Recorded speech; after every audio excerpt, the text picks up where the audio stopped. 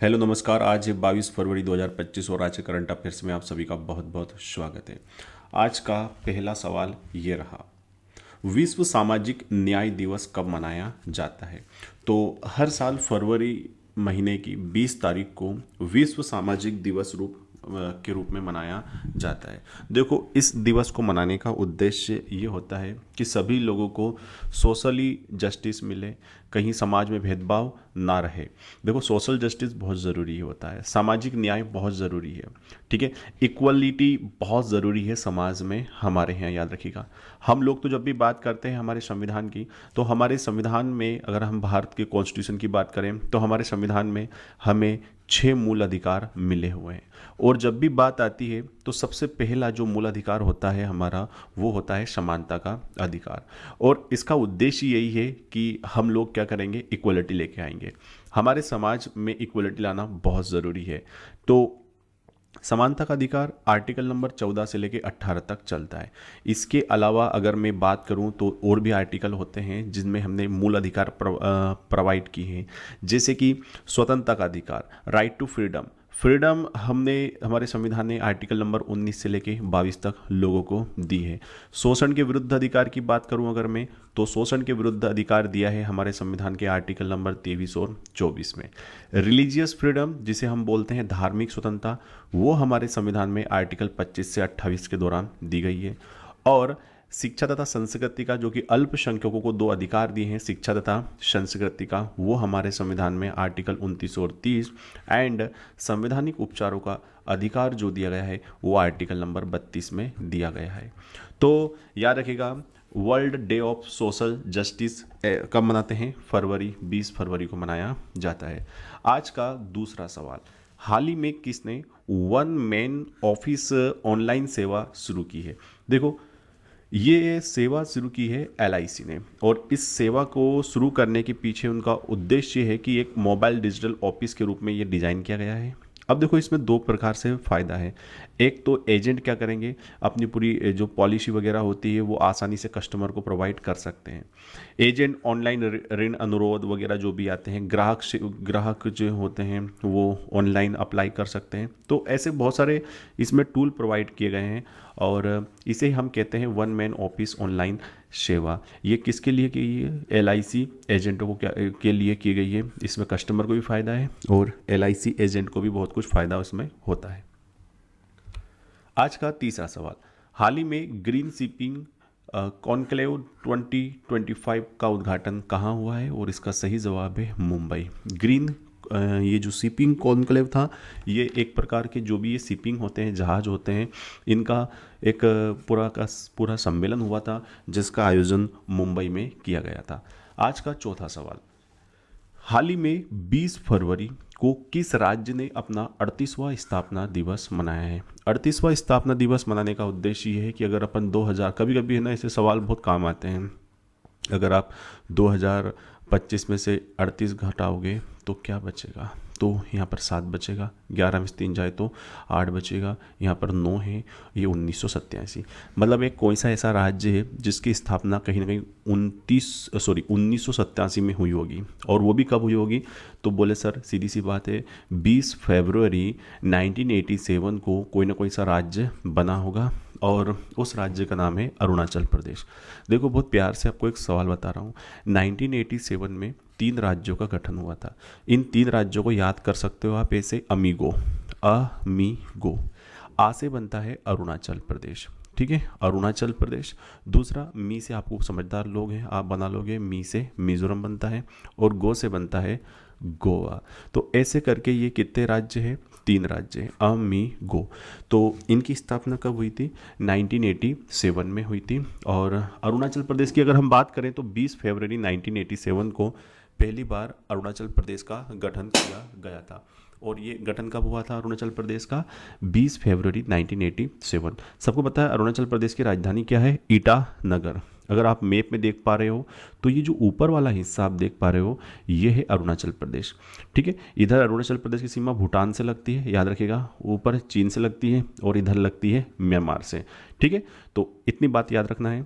और अगर हम बात करें तो यहाँ पर केवल्य, त्रिविक्रम, परनाइक जो हैं, है ना। इनको देखो, ऐसे तो बड़ा नाम रहता है इनका, बट हम लोग तो क्या करते हैं, इसको शॉर्ट में केटी परनाइक याद करते हैं। देखो कभी कभी हम लोगों को ना पूरे फुल फॉर्म याद नहीं होती है। अब जैसे कोई बोलेगा कि यार एक केवल्य परनाइक ऐसा कुछ है, तो मुझे सूझ नहीं पड़ेगी। अगर आप मेरे से पूछोगे तो मुझे केटी परनाइक रटे हुए हैं, है ना, सरनेम उनका रटा हुआ है। परनाइक सर जो हैं वो गवर्नर है कहाँ के, अरुणाचल प्रदेश के। और बहुत प्यारा सवाल है, पेमा खांडू। पेमा खांडू जो हैं वो जो है बीजेपी के हैं, और वो क्या है भाई साहब, सीएम हैं वहाँ के। ठीक है, चलिए, तो इतनी बात याद रखना। और स्थापना मैंने बता दी है आपको, राजधानी पता है आपको, ठीक है, क्या है, ईटानगर। Very good.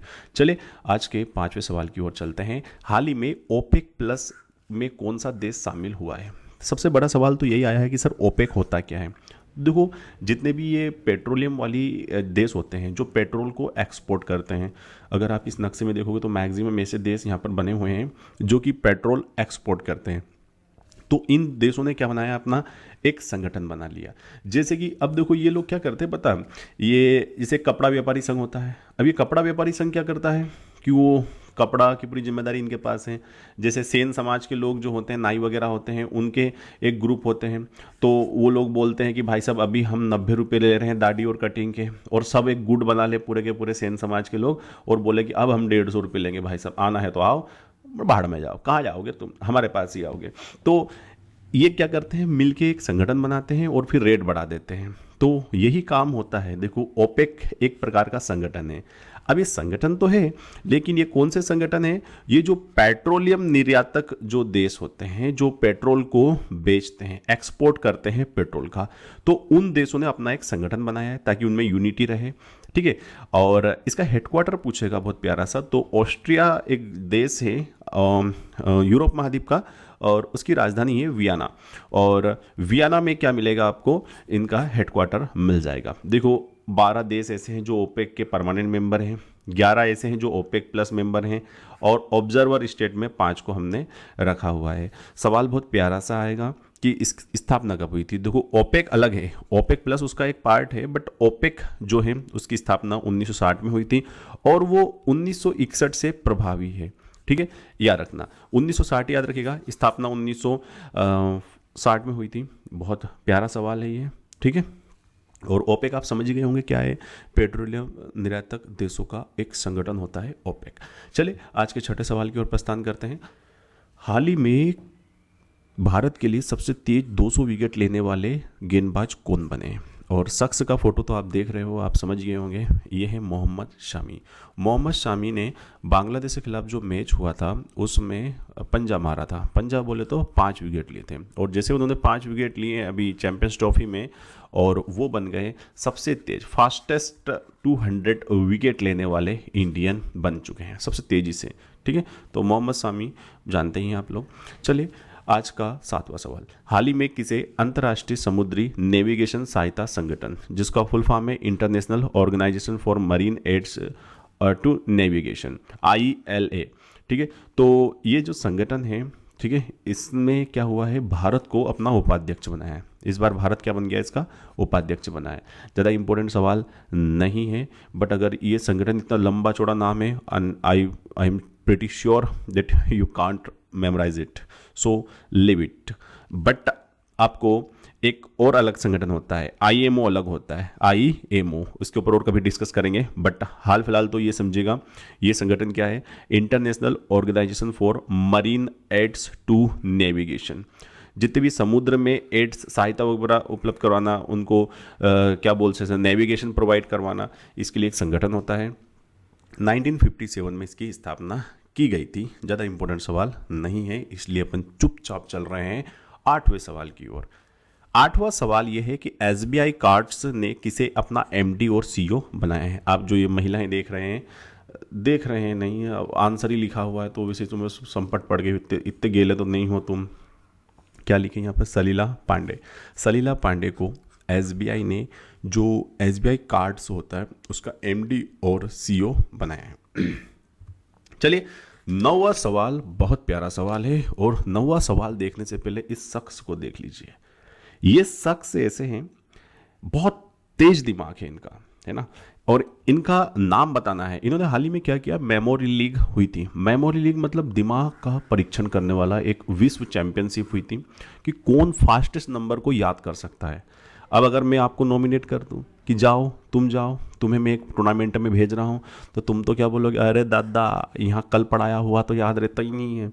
और ये बंदा 80 रैंडम नंबर को याद रख लेता है, उनको कैलकुलेट कर लेता है। मतलब ऐसे आप कुछ भी नंबर बताइए है ना, आपने बोला 15, 50, 150, 1000, ये लास्ट पूछो, कैलकुलेशन पूछोगे तो इन्होंने ऐसा फास्टेस्ट नंबर कैलकुलेट करके एक आंसर बताया। नाम है इनका विश्वा राजकुमार, जिन्होंने ये चैंपियनशिप जीती है। 13.5 सेकंड में याद इन्होंने 80 रैंडम नंबर याद कर लिए थे। 80 रैंडम नंबर, कोई से भी रैंडम नंबर इनको दो और फिर आप पूछ सकते हो इनसे, और वो भी 13.5 सेकंड में। इतने सेकंड में तुमसे 2 का टेबल भी नहीं बोल पाते अपन तो पूरा, और इन्होंने 80 रैंडम नंबर याद कर लिए। दिमाग का खेल है बाबू भैया, पूरा दिमाग का खेल। हाल ही में वन विभाग द्वारा गिद्धों की गणना में कौन सा राज्य शीर्ष पर रहा है? गिद्ध समझते हो ना आप, आजकल तो आपको देखने को नहीं मिलते होंगे, बट इस लिस्ट में टॉप पर है हमारा मध्य प्रदेश। मध्य प्रदेश में क्या हुआ कि 12,981 गिद्ध पाए जाते हैं। 12,981।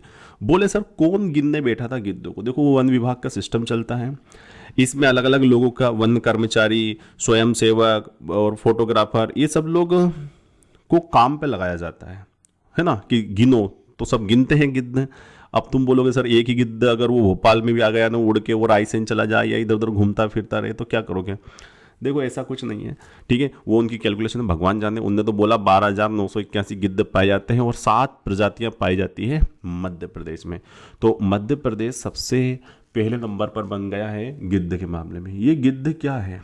बोले सर ये तो चील लग रहे हैं, ये आजकल मिलते नहीं है। जब भी जानवर मर जाते थे तो क्या होता था कि वो जानवर मरते थे तो उनका जो अवशिष्ट होता था उसे खाने का काम करते थे ये गिद्ध। आसमान में बहुत ऊंचाई पर उड़ते थे। लेकिन आजकल क्या होता है कि जानवर जब मर जाते हैं तो उससे पहले क्या है कि जब बीमार होते तो हम अलग अलग प्रकार की टैबलेट्स उनको खिलाते हैं, जिस कारण से क्या है कि डाइक्लोफिनेक होता है, एंड वही कारण बना गिद्धों का। गिद्ध बीमार पशु जो होते थे वो खाने से गिद्धों की संख्या क्या हो गई, कम हो गई, मृत्यु हो गई। तो ये कारण था। हालांकि देखो ये धरती का जो कचरा होता है ना, ये जो मांस वगैरह होता है, ये सब साफ करने का काम गिद्धों का होता है। कहीं भी कोई मृत जीव होता था और मृत जीव को खाने का काम गिद्ध करते थे, बट अब संख्या धीरे धीरे कम हो रही है तो हमें इनको प्रोटेक्ट करना चाहिए। तो ये थे आज के 10 महत्वपूर्ण सवाल। आई होप आपको अच्छे लगे होंगे। Thank you very much for the discussion. Have a nice day, bye bye, take care, जय हिंद, जय भारत, वंदे मातरम।